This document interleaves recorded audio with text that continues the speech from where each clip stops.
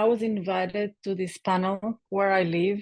The title of the panel was, "Is Peace Possible in the Middle East?" There were three people, one an American diplomat, the other was a historian from the local university, and me. About 30 minutes into the panel, there was a sense of unrest in the audience. And there was this person who started to raise his hand very erratically. And I'm going to walk you through what happened. So you see the hand from this person, and we're going to play the first bit of what he said. Can Israel sustain that kind of conflict? And I see a gentleman in the back of the room here raising his hand. I'm just wondering at what point can we ask questions of the group here? Because part of the reason I'm feeling impatient about this, because the elephant in the room is the genocide that's going on right now. I haven't heard that word used. The International Criminal Court of Justice has just come out with their interim ruling, and I think that should be part of the conversation. Thank you. I don't know if you touched on the word occupation, but that goes back to at least 48. You mentioned the Zionist movement back in the late 1800s. That's all part of history, but to start the conversation with, gee, what are we going to do next? And what is Israel, how is Israel and the Gazans, how are they going to go from here? This horrific war that's going on, or it's not even really a war, it's an extermination. It's a continuation of the Nakba that we started in 1948. That has to stop. And if we're going to be compassionate human beings in this place of worship and understanding, we have to start with the reality of that. And I haven't heard any of that tonight. And so it's hard for me to sit through this. Okay. Just going to do little pauses to explain and share my responses. So this person speaks, and there are a bunch of people doing this for resonance, and the sense is that there is a lot of tension in the room, and there are high stakes on how the facilitator is going to respond now, and if the response is going to help escalate things or de-escalate. So let's see how the facilitator responds. Believe me, the decision that came out Friday from the International Court of Justice is on the agenda here. We were going to get to that. So I don't know if we want to jump to that immediately, but. I wanted to point out that you can sense the discomfort in the body language. I thought like he doesn't really know what to do next, and his way to go is to explain and say, okay, now we're going to go to hear about the other side, which is actually escalating things. Please do, because it's been incredibly one-sided so far. Yeah, agree. So I'm sorry if you feel this has been one-sided. I'm trying to cover both sides of the discussion. So other people are saying it was one-sided so far, and he's responding with, I'm sorry that you feel this way, which I found is a response that is super unhelpful, because people want to be met where they're at and to get that you understand and that you care. And to say that I'm sorry that you feel this way, this is not my intention, keeps it on our intention, not on the impact on them. So it doesn't help these people relax. I got a permission to show this video from the organizers. It's so cool to look at it regardless of the content, because the content can be any conflict. If you talk about vaccines or if you talk about the war in Gaza, the process is the same, the process of polarization and separation. Let's hear a bit more. So let's move to the other side of the discussion. The other side of the discussion is an argument of reciprocity, that Israel has way overstepped the kind of response. Okay, so now he's starting to talk about the other side, like criticism about Israel. And that's gonna trigger the people in the audience who are sitting there who are pro-Israel. And in the meantime, we ask you, Israel, to protect all of the innocents in Gaza. That's basically what their decision came down to. And yes? I'm kind of, I don't want anyone to yell at me here because my position's a little bit, I don't think it's genocide from my perspective. If it were genocide from my perspective, they would be invading all the other Arab countries in order to murder the Muslims. I'm not saying what they're doing to the Palestinians is awful, but that's what the Nazis did. They invaded all these countries in order to take the Jews. Isn't that different from what's going on now in Gaza? Okay, so this person is in a minority in the room and she's already speaking very nervous. She said, I don't want to be yelled at. So she's taking a risk, stating her position, saying she disagrees with what was said before. There is no connection made between the people who speak. Yeah. I'm the president of here, and I have been reading quite a bit about this. Yeah. Okay, there are legal definitions of what a genocide is, and according to the UN, it is a genocide. Okay. You put your email on our. Yeah, I did. You know, I can send you things where you can. But I'm still confused. I guess my definition is different. Absolutely. You know. Okay, so what's happening here is the other person who's the co-organizer of this event is trying to educate this person, and that's another response that is unhelpful. She's trying to tell her, oh, here is the definition for genocide, and sign up for this email list and I will send you. So the person says, well, I guess I have a different definition, because she's not wanting to be educated in this moment. She wants to be heard. Let's continue. I don't want to get me. No, it's okay. You know. It's okay. This is a discussion, Yeah. and you want to keep it simple. One of the definitions is if you force people out of an area that they live for, Right. that is considered. Okay, I'm going to stop it because I'm going to get people angry at me. Well, we don't want anyone to yell at anyone in this. So,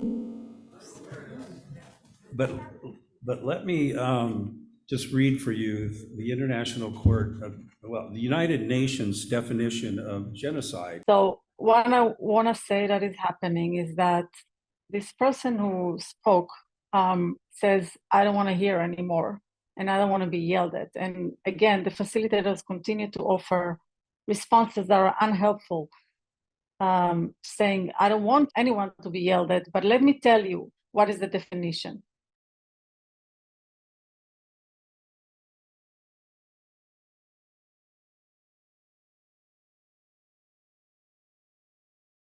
So at this point, I was actually trying to talk before, but I didn't manage. But the next moment I want to show you is where the organizer is actually asking me to intervene. Yes, could we ask Aya to please respond to this question? Yes, can you hear me? I'm really appreciating, people speaking up the truth, because that's real. My first piece was to appreciate people for speaking authentically and speaking the truth, which is a principle. It helps people experience that they're actually welcome. There's no pressure to silence anyone. So that was the first thing I said. Now the second thing. My question is, in this room right now, how do we choose to hear each other versus polarize and separate and blame and judge? Because then we're just recreating war here in this room. I was trying to connect people to the purpose. Everyone there was coming to promote peace, to care for the end of war. And here in that room, war was starting to happening. So I was wanting to remind people what Gandhi also said, that you always want to care about the means as much as you care about the ends, because if you want to create peace, you cannot get there through war. And that takes some spiritual strength to really want to listen to something you don't agree with and that may frighten you, or you feel rage about. And what's clear is that you don't have to agree. You just need to understand what this person cares about.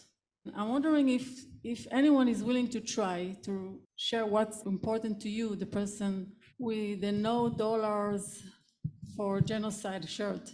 Would that be helpful if we try to hear you? Yeah, so I just want to tell you that I was scared. I didn't know what was going to happen. I don't know if people are going to be upset with me. It takes some self-trust to speak up like this in a room like this.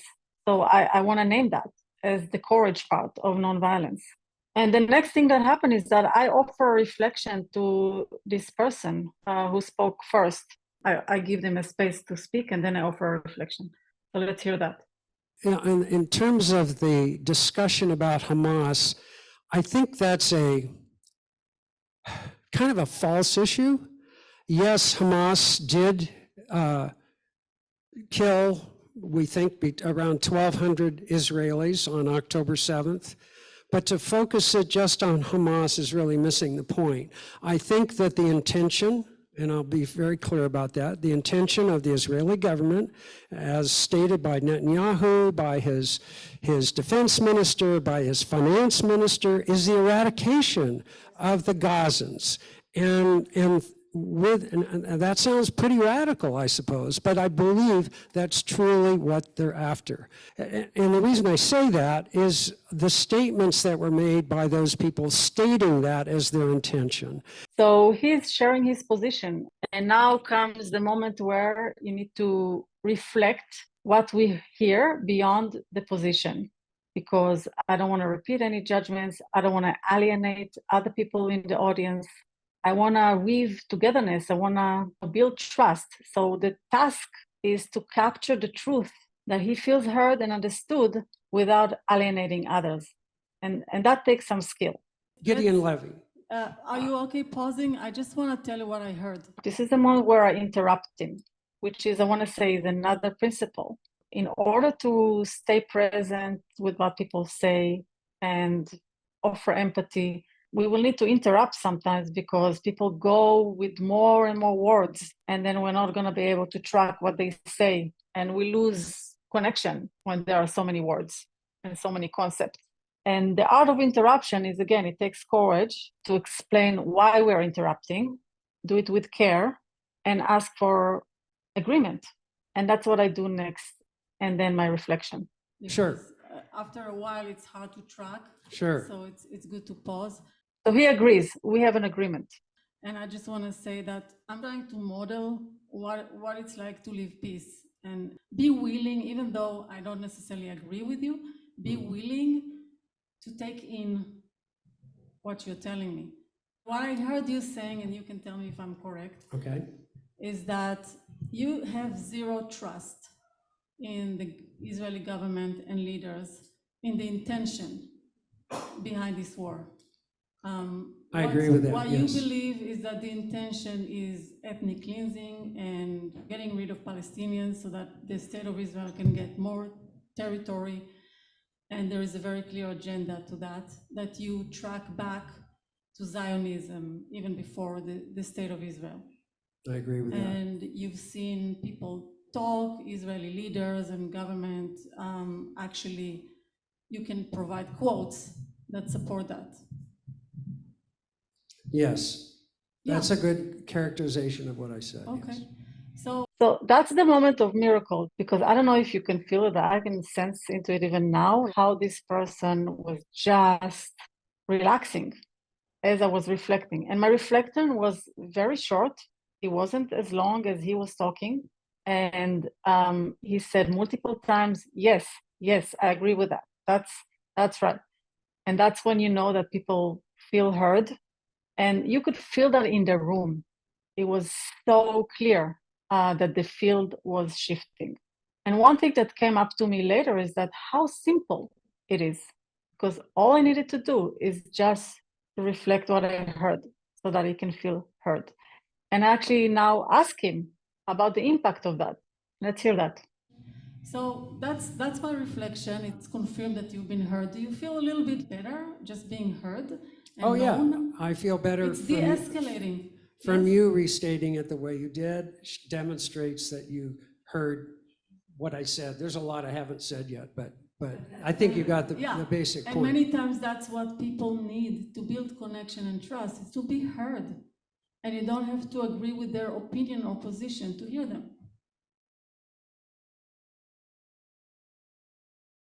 So the next piece, I'm asking him now that he's been heard to hear the other person and see if he can reflect.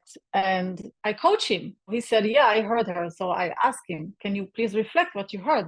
Because otherwise she wouldn't know that you heard her. So I'm wondering if you're open now to hear from the other lady. Oh, yes, and I listened to her pretty carefully while she was talking, so I'm So happy. you want to reflect what you heard her saying? Well, yeah, I will say that I think she believes that, no, it's not really a genocide, and she has a little different definition of genocide than what the Genocide Convention of 1948 states. And I'm not clear exactly what her definition of genocide is. She would disagree with me, I think, about the intention. She feels like it's Hamas, I'm gathering, and not really eradication or expulsion or extermination. And that's kind of the gist of what I heard her say. Is that, would you say that's correct? There's more to it than that. Okay. And before there's more, I want to thank you for being willing to try to connect with her point of view, even though you clearly not agree with it. It's not given that someone would agree to do that. And what I want to say about this principle is that the person who just received the reflection, she's saying, yes, and there is more. And I always tell people, if someone is making the effort to understand you, regardless if they got it or not, but in this case, this person was really stretching and doing what I requested him to do, I used that moment to pause her and take a pull in the audience and bring more togetherness. Let's look at this segment. But at the same time, I mean, how do we recognize the fact that the Jewish people legitimately need a safe country for their own without imposing on the people who live there at the time? And that's the tricky thing. I don't think we can raise hands. So anyone here is who wants all Jewish people to have safe place to live? Look around. Anyone here who wants all Palestinians to have safe place to live? We are pro-Palestine and pro-Israel. That was an amazing moment where everyone raised their hand in the room. Everyone. And she could see that, and that was relaxing. It was just clear that at the need level, we always want people to meet their needs.